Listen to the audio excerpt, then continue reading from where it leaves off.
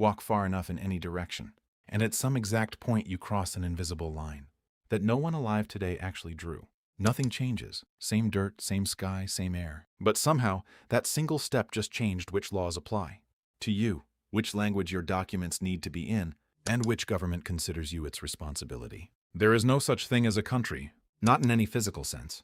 No wall follows most borders. No line is painted across the ground. And yet billions of people organize their entire lives around exactly where that invisible line happens to sit, often without ever stopping to ask who decided it should sit there in the first place. Countries feel permanent, ancient even, almost as old as humanity itself. Most people grow up assuming the map they learned in school reflects something close to a natural fixed order, boundaries that have basically always existed in roughly their current form, waiting patiently to be discovered and drawn correctly.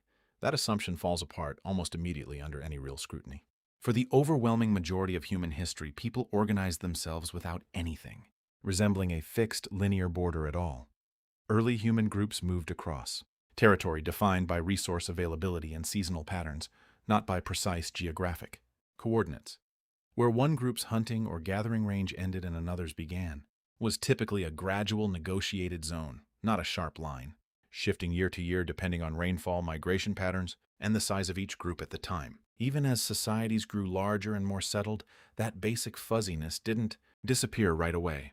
Early city-states and kingdoms typically controlled a clear, well-defined core, but the further you moved from that core, the vaguer actual control became, fading gradually into contested or simply unclaimed territory rather than stopping abruptly at a specific point. So if fixed, precise borders weren't the default for most of human history, where did they actually come from, and why did they eventually become the default everyone now takes completely for granted? There's an important distinction hiding inside that question worth pulling apart carefully. Early human groups absolutely had a concept of territory in the sense of specific areas they relied on, defended, and considered theirs in some meaningful way.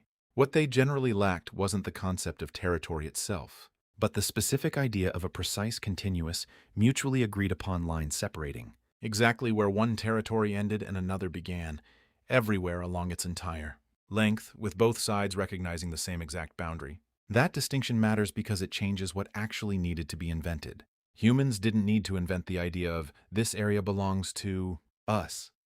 They needed to invent an entirely different concept.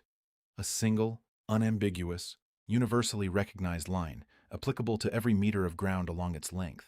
Agreed upon by both sides, and durable enough to remain fixed even as the people living near it and the specific rulers claiming authority over it changed repeatedly, generation after generation.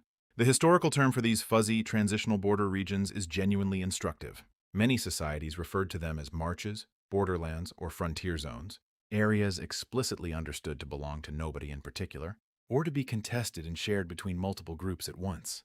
A march wasn't a line you could point to on a map. It was a whole region, sometimes tens of kilometers wide, where the practical reach of one authority gradually gave way to another's, often inhabited by people who paid loose or divided allegiance to whichever power happened to be strongest at the moment. The people actually living within these march regions often developed distinct cultural characteristics of their own, shaped by their unusual position between two more centralized powers. Border communities frequently spoke a blended dialect, practiced mixed customs drawn from both neighboring cultures, and maintained economic and social ties across what would later become a sharp national divide, ties that a precise, enforced border would eventually make considerably more difficult to maintain. In many cases, the imposition of a modern, fixed border effectively erased a distinct regional identity that had existed successfully in that ambiguous middle ground for centuries, forcing the population to choose a single national allegiance that hadn't previously felt necessary or even particularly meaningful to them, splitting families and trade partnerships that had functioned across that same fuzzy zone for generations without any real difficulty at all. Drawing an actual precise line instead of maintaining a vague zone required something that simply didn't exist for most of history: the technical ability to measure and record geography with real accuracy. Reliable, large-scale surveying, standardized units of measurement, and precise cartographic techniques only became widely available starting around the 17th and 18th centuries, developing further through the 19th. Before that toolkit existed, drawing a border as a single, continuous, mathematically precise line wasn't just uncommon. It was, in most practical situations, simply not achievable with the tools available. The conceptual shift toward modern fixed borders is often traced back to a set of agreements signed in 1648, following a devastating series of European conflicts. These agreements established a principle that sounds almost obvious today but was genuinely novel at the time, that a ruler's authority stopped precisely at a defined territorial boundary, and that other rulers had no legitimate right to interfere within it. This idea, sovereignty tied specifically to fixed territory rather than personal loyalty or religious authority, became the conceptual foundation the entire modern system of nation-states eventually grew out of. Before this shift, political authority in much of the world worked on a fundamentally different logic entirely, one built around personal loyalty rather than fixed geography. A person's obligations often ran to a specific lord, monarch, or religious authority directly, rather than to a defined territorial state. This meant a single stretch of land could sometimes fall under genuinely overlapping claims, one authority claiming religious jurisdiction, another claiming feudal loyalty, a third claiming military control, without any of these claims needing to align into a single, consistent territorial boundary the way a modern border does. A single village in parts of medieval Europe might owe agricultural taxes to one local lord, military service to a different regional authority, and religious obedience to an institution answering to yet another, entirely separate power structure altogether, with no expectation that these three different layers of authority needed to share identical geographic boundaries. Modern nation-states largely collapsed this layered, overlapping system into a single, unified authority controlling a single, clearly defined territory, an enormous simplification that we now take completely for granted, but one that required deliberately dismantling centuries of established, functioning political tradition to achieve. The new territorial logic took considerable time to fully take hold, and even longer to become physically enforceable across an entire landscape rather than just existing as a legal principle on paper. Actually, drawing a border required sending trained surveyors out into physical terrain, often over months or years, to measure and record exact positions using instruments that were, by modern standards, remarkably crude and labor-intensive.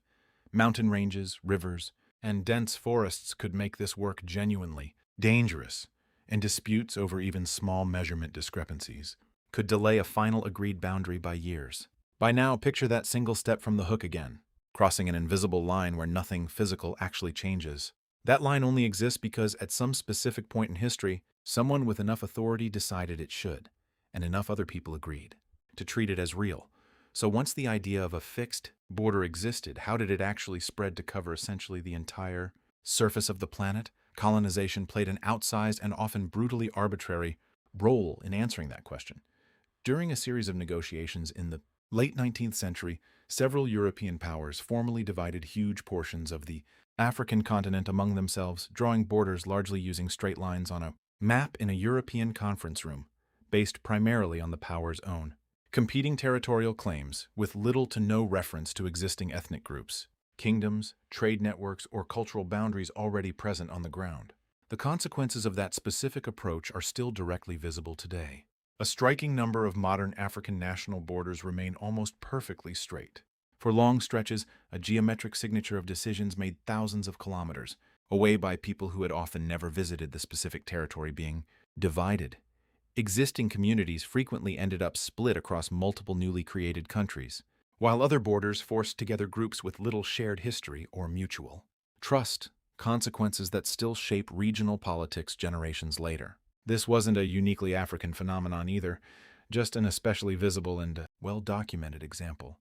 Similar processes played out across large parts of the Middle East following the collapse of the Ottoman Empire in the early 20th century, where colonial administrators drew new national boundaries with comparatively little regard for existing tribal, religious, or ethnic geography already present on the ground.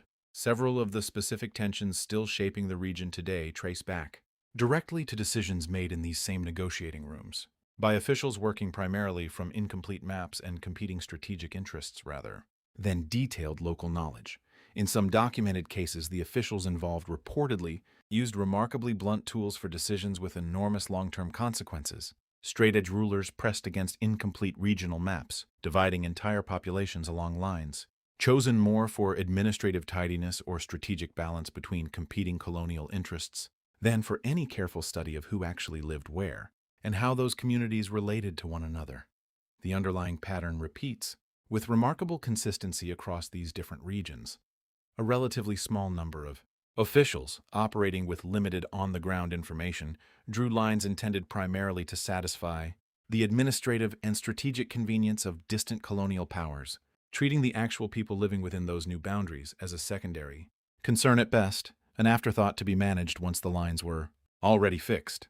Borders were only half of this new system, though. The other half was an entirely new kind of bureaucratic technology, designed specifically to determine who belonged on which side of a given line.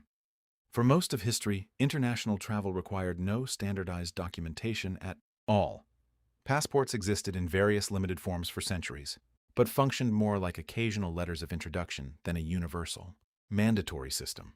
That changed dramatically and quite recently, largely following the First World War, when a new international body established standardized passport formats and requirements formally tying individual identity to a specific national government in a way that hadn't existed at anywhere near that scale before. Before this standardization, a person traveling across much of Europe in the 1800s could often do so with minimal or no official documentation, particularly for shorter distances. Some governments had experimented with identity documents earlier, largely for wartime security purposes, then abandoned the requirement again once the immediate emergency passed. It took the specific chaos of mass population displacement, following a global war, along with new international coordination between governments, to establish passports as a permanent, universally expected feature of crossing a border, rather than an occasional temporary wartime measure. The specific document itself needed standardizing too, not just the requirement to carry one. Early passports varied wildly in format, language, and the kind of information they contained, making them difficult for officials in other countries to reliably verify. International conferences held in the 1920s worked specifically to establish a common booklet format, including standardized information like photograph placement and physical dimensions, creating something close to the passport format still recognizable today, a remarkably young piece of bureaucratic technology considering how permanent and essential it now feels. This new system also introduced a concept that hadn't previously required much formal definition at all: legal statelessness. Once every person was expected to belong formally to exactly one recognized nation, individuals who fell outside that system entirely, through war, shifting borders, or bureaucratic gaps, found themselves in a genuinely new kind of legal limbo, unable to cross borders freely, unable to claim the protections of formal citizenship, existing in a category the emerging international system had never really needed to account for before. Almost overnight, in historical terms, crossing that invisible line stopped being a simple matter of physically walking across it. It became something you needed a specific piece of paper, issued by a specific government, to formally prove permission for. Here is the part of this story that quietly reframes everything that came before it. A border, in the end, isn't actually a physical thing at all. It's an agreement, maintained continuously by enough people choosing to act as though it's real. That might sound like a minor philosophical distinction, but it has real, practical teeth. The line between two countries holds firm not because of any property inherent to the dirt itself, but because a sufficient number of governments, soldiers, border officials, and ordinary citizens continue, day after day, to behave as though crossing it without permission genuinely matters. The moment that collective behavior stops, for any reason, the line itself doesn't disappear physically, because it was never physically there to begin with. It simply stops functioning. History offers direct examples of exactly this kind of collapse happening in real time. When governments dissolve, when treaties get renegotiated, or when a controlling authority simply loses the practical ability to enforce a boundary, the border in question can shift, weaken, or disappear entirely within a remarkably short span of time, even though the physical ground underneath it hasn't changed in the slightest. The line was never a property of the landscape. It was always a property of the ongoing agreement layered on top of it, an agreement that requires continuous maintenance to remain meaningful at all. Nations require something similar to sustain themselves as well, beyond just the border itself. A shared sense of national identity. Belonging to a specific country as a core part of who you are doesn't occur naturally or automatically. It gets actively built and reinforced through shared language standardized across a population, through national education systems teaching a specific shared history, through flags, anthems, and symbols repeated constantly enough. to feel like permanent, obvious facts rather than the relatively recent inventions they actually are. This process of actively constructing national identity often ran directly through technology that seems, at first glance, to have nothing to do with borders or governments at all. The widespread availability of printed material, particularly newspapers and standardized textbooks, played an outsized role in this construction.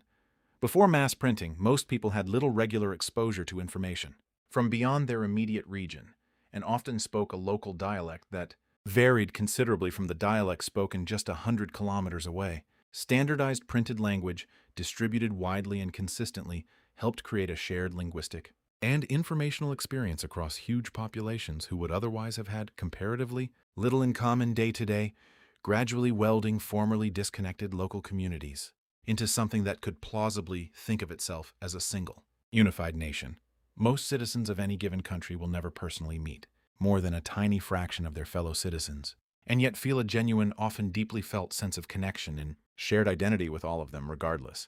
That feeling isn't natural in any biological sense, arriving from tribal-scale instincts that evolved for groups of perhaps a few hundred people who actually knew each other directly. It's something closer to an elaborate act of collective imagination, actively taught and continuously reinforced through shared symbols, shared stories, and shared institutions, sustained successfully enough across enough generations that it eventually stops feeling like an act of imagination at all. That gap between how small human social groups evolved to naturally function and how large a modern nation actually is remains genuinely enormous. A person can feel a real emotionally significant connection to a national sports team, a national flag, or an abstract idea of their country's shared values, despite that connection resting entirely on cultural construction rather than anything resembling direct lived experience with the other people supposedly sharing it. So what does that mean for something that feels as solid and unquestionable as the country a person happens to be born in? It suggests the entire system, borders, passports, national identity itself, is closer to an extraordinarily elaborate, continuously maintained collective agreement than to anything resembling a fixed, natural feature of the world. It works remarkably well, precisely because almost everyone involved keeps agreeing to treat it as though it isn't an agreement at all. So picture that same invisible line from the very beginning one more time. Someone, at some point in history, decided that line should exist. Exactly there, likely based on a war, a treaty, a colonial negotiation, or a decision made in a room thousands of kilometers away by people who had never walked that specific patch of ground themselves. Since then, generation after generation has quietly agreed to keep treating that decision as permanent, teaching it in schools, enforcing it at checkpoints, printing it onto official documents, until it started to feel less like a choice and more like an unquestionable fact of nature. It's worth noticing how thoroughly that transformation from choice to assumed fact tends to work once it takes hold. Nobody alive today personally participated in most of the decisions that fixed their own country's specific borders. Nobody chose the particular language taught as their national language, or the specific historical narrative presented as their shared national story. All of it arrived already built, already functioning smoothly, presented as simply how things are rather than as a set of choices someone made, sometimes for reasons that had very little to do with the people actually living within the resulting boundaries. That's not necessarily a criticism of the system itself. Elaborate, continuously maintained collective agreements, sustained successfully enough across enough generations, can provide genuine, enormous practical value, coordinating everything from legal systems to infrastructure to basic day-to-day safety for billions of people simultaneously. The point isn't that borders and national identity are somehow fake in a dismissive sense. It's that they're a remarkable human achievement, arguably one of the largest coordinated fictions ever successfully maintained, precisely because almost everyone involved keeps agreeing, day after day, to treat it as though it isn't a fiction at all. It's a strange kind of achievement to sit with, once you actually notice it. Billions of people, most of whom will never meet each other, most of whom speak different first languages, hold different beliefs, and will live out their entire lives without ever setting foot in most of the territory. Their shared national identity, technically, covers, nonetheless organize enormous parts of their daily existence around exactly which side of a specific invisible line they happen to be born on. It isn't one, though. It never actually was. It's simply one of the most successful, most widely agreed upon stories humans have ever collectively told. Each other repeated so consistently for so long that it eventually stopped feeling like a story at all. The line is still there. The dirt underneath it hasn't changed one bit. Only the agreement holding it in place has.